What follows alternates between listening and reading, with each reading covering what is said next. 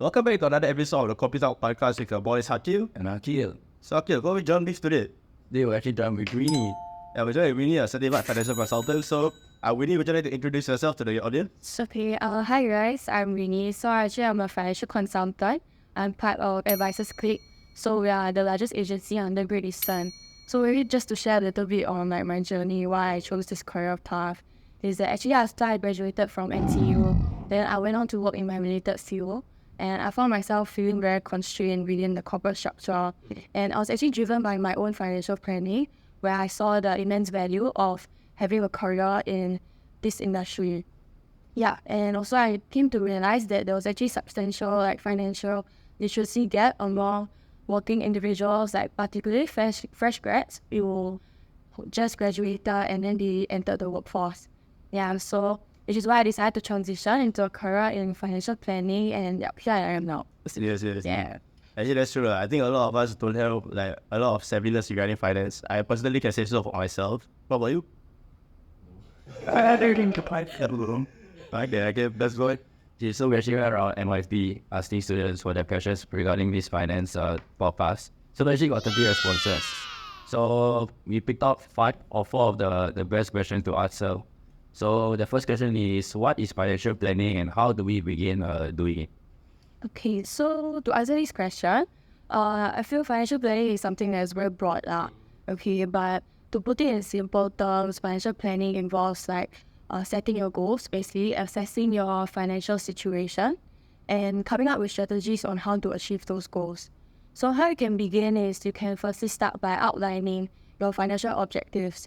So you classify your goals into your short-term, your mid-term, and your long-term goals. However, like in the midst of classifying your goals also and setting out your goals, right, there's always this possibility that a lot of us tend to neglect is the potential loss of income. So let's say touch wood, if something happened to you, right, then you end up in the hospital, then the medical bills incurred can potentially cause your hard-earned savings to be drained. And so there's a possibility that you may lose your potential stream of income.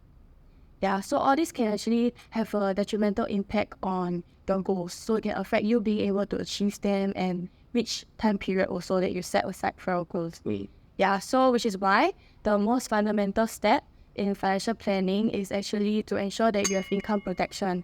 To simply put, it's through insurance. And actually once you have the strong foundation of protection in place, then you can move on to things like wealth accumulation. So for wealth accumulation, it's important that you understand your cash flow also. And in order to do that, basically, by understanding your cash flow, right, you can come up with a budget that will work like properly for you also.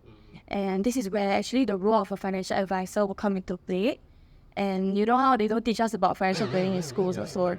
Yeah, so most of us really after we return like, what is financial planning, right?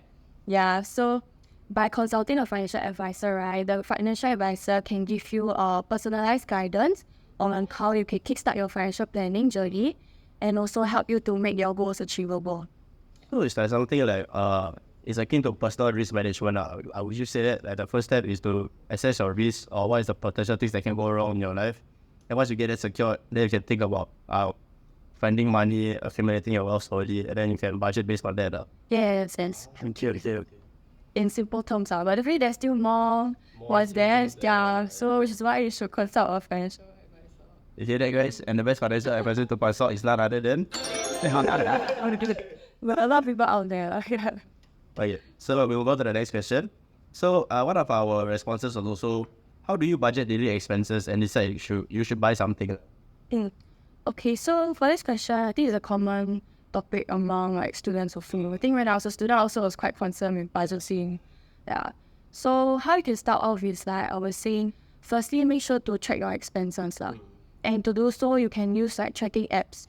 Some prominent ones would be like Money Manager. Like I personally use that, and also Spendy. So you can look into those 2 apps when you insert the. And also, maybe for some people who are more like Excel savvy, you can look into creating an Excel sheet to check your expenses. Yeah, but the most important thing, right, is to be disciplined in the way you handle your money. If not, right, you will lose your wealth faster than you think. And also, right, next thing will be important to actually separate your savings and your spending account. Yeah, because I feel a lot of students, we tend to only just bank on one account. Then we save and spend from the same account, right? Yeah, but actually through tracking diligently, you also know roughly how much you're spending each month, right? Then from there, you can identify areas where you're potentially overspending. At the same time, by separating your saving and spending account, then your savings account, you can look into a more like high interest bank account. So for students, like some good ones that I can recommend would be like DBS multiplier. I think it's about like 1.5% interest, and Standard Chartered Jumpstart account. Actually, that's actually not bad. It's about 2%. So these two accounts are quite good accounts for students. If you're looking for a higher interest. Okay, so I think your next question is like how to decide on whether you should buy something. I think that's about it. Yeah. So to answer that question, right, in terms of deciding whether you want to buy something, it's important that you firstly identify whether it's a need or want. Yeah. So in general rule of thumb, right, basically is you have double of what the product costs. So let's say the product costs about $100, then you have liquid cash of about $200. Then yes, you can afford it. However, it also depends on the time of the month. So let's say if it's towards the end of the month where your income or your allowance is coming already, then generally it should be okay for you to purchase that product. But at the start of the month, then that's where you have to assess whether, okay, can I delay buying this product or not? And if you can delay buying this product, then it's not a need already, it's a want. Yeah. So I hope this helps. So it's like also when your payday come in, then maybe you can buy. Maybe you can buy, but you also have to see if you can afford it. So it's about smart budget too also. That's it. The question? Alright. So is it actually better to keep your money in the bank, or should we invest it wisely? Okay, so I generally like this question also. So to answer this question, definitely I would say that it's better to invest your money monthly. Okay, but before you even do that, you have to ensure that you set aside sufficient savings first. So these sufficient savings will serve as your emergency fund. So your emergency fund would be like, generally should be about 3 to 6 months of your monthly income. But for students, about 3 months worth should be sufficient. Yeah. So actually once you set aside your emergency fund already, then that's when you can actually kickstart on your investment journey already. So after, how it works is that like after deducting your expenses, right, then you have a surplus, right? So this surplus you can use to invest. But how much you decide to invest will ultimately depend on the risk appetite of the person. So let's say for you, if you're more like risk adverse person, right? So you're scared of taking risks, saying, oh, I don't want to invest, I don't want to lose money, that kind of thing. Then maybe you can look into a percentage of 50-50 on the wall. Yeah. 50% save, 50% invest. Based on your surplus. But if you're more of a high risk taker, right, then definitely you can look into higher proportion of investing.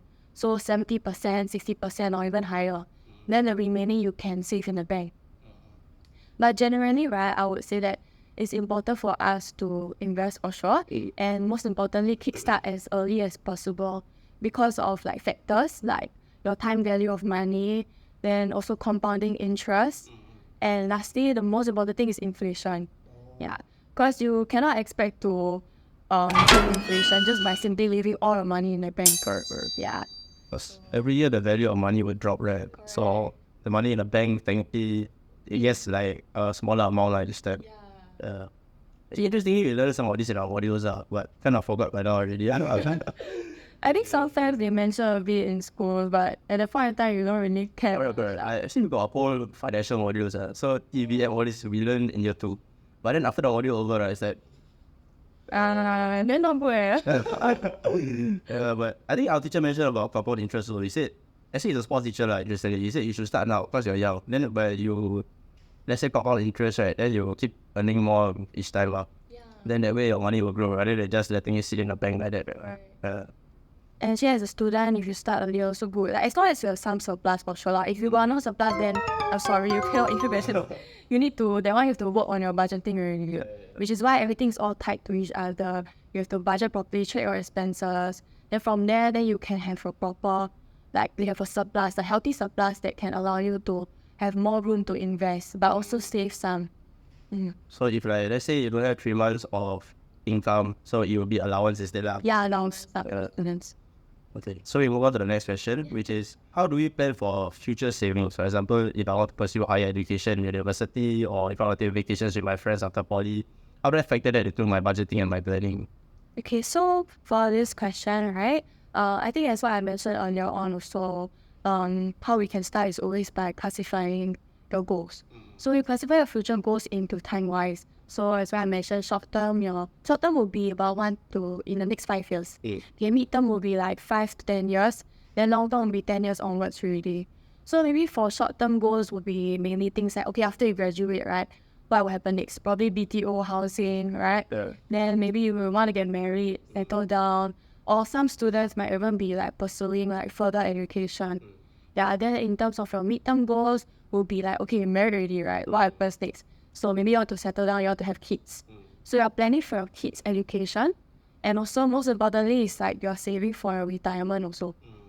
Then lastly, for your long-term goals, will be by then you're retired already, right? So you have to ask yourself what kind of lifestyle you want to live by then, and ways do you want to travel frequently also.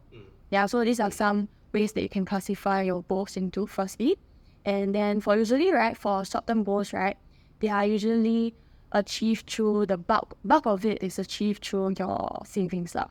Yeah, you have to use most of the savings to help you achieve your short-term goals. Then for your mid-term and long-term goals is where you actually have to rely more on investments really. Which is why, right, it's very important that we kickstart our investment journey as early as possible so that we have a longer time horizon to grow our investments also. And this will allow us to meet our future goals. Yeah, because by then, right, you wouldn't want to rely on paycheck after paycheck or even touch your savings. Because by then, those should be channeled towards your retirement and also maybe passing down to your kids also. So investment should be viewed as something that is long term rather than short term. Correct. People have done myself, like nowadays with trading, like with all the apps and all, or I just like buy whatever, like maybe Apple stock, then after that the price increase, I accept. After I get the money quickly. So it's not like that actually. I think one thing is that it's very difficult to time the market. So you definitely, a lot of people like to invest in stocks and everything. And it's good to diversify your investments as well. So don't limit yourself to one thing and don't expect that investment is a short-term thing. I see. Important. Oh yeah, and then interestingly, you also mentioned about retirement. So actually, financial planning is not something that is just like, I'm going to retire later, so I plan later now when I'm old.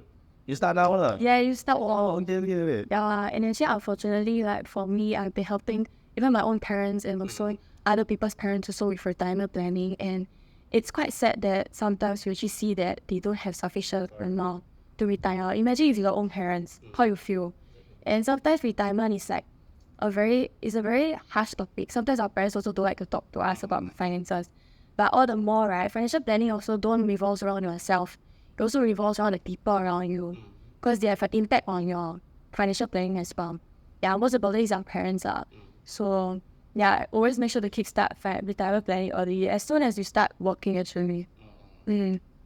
So you start early now, then in the future next time, at least your children or whoever come up after you will not be like have that impact of the planning lah. Alright.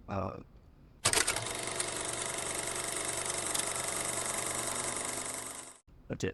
So next we'll be moving on to our segment today called Winning with Winnie. So in this segment, Winnie will be giving you tips to achieve financial wins, whether big or small, in your daily life.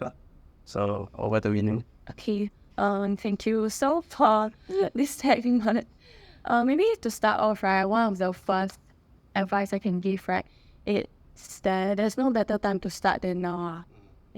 So it's never too early to kickstart on your financial planning journey. For sure, it can be something as small as just simply creating a budget, and also besides creating our budget, also there'll be things like setting our goals up for sure. Yeah, so all these are basically like small steps that you can take to work towards your future, right? So actually for me, one regret that I face is that I wish that I kickstarted my financial planning as early as possible. Because actually after you graduate is when you actually feel the pressure of like being more financially independent. And this also leads up to my next advice, which is for us, especially like students also. For y'all, I mean, I'm no longer a student, sorry. But for students especially, make sure to up your financial literacy lah. Yeah, so it's important for you to educate yourself on just basic financial planning concepts and also investments as well. Because all this can help you to prepare for the future when you have the means to actually properly kickstart your planning. And maybe lastly would be that definitely start saving as early as possible. Like even small amounts count also lah. Yeah, because I've seen students, right, who like during their studying times, their education journey, they just spend everything that they have. They spend their allowance or income each month. And then once they graduate and they enter the workforce, right, it actually has an impact on them. Plus they have to start building their savings from scratch. And at that point in time, it shouldn't be the case already, right? And if because they are starting to build their savings from scratch at that point in time, it will actually affect them in terms of when they can achieve their goals also. So it delays the timeline for you. So best is to start saving right now. Yeah, I don't think like $10 is not enough. No, $10 will build out over time also. Very, very, very. Yeah. I think was phrase in Malay lah. It's called sikit-sikit jadi bukit, which in English is a bit become a mountain. Yeah. So slowly build over time. And they also mentioned about upping your financial literacy knowledge, right? What better way to up your financial literacy knowledge than to watch the Kopi Talk podcast? The finance episode of the Kopi Talk podcast. So with that, do you have any questions, Akil? Well, I think we're good to go. Okay, with that, we'd like to thank our special guest of today, Winnie from Great Eastern. Thank you so much for coming down and educating our audience about financial planning. Yes. So you can find our Instagram somewhere over here. We'll put it right there. Okay, then we'll see you in the next Kopi Talk podcast with Akil and Akil. bye.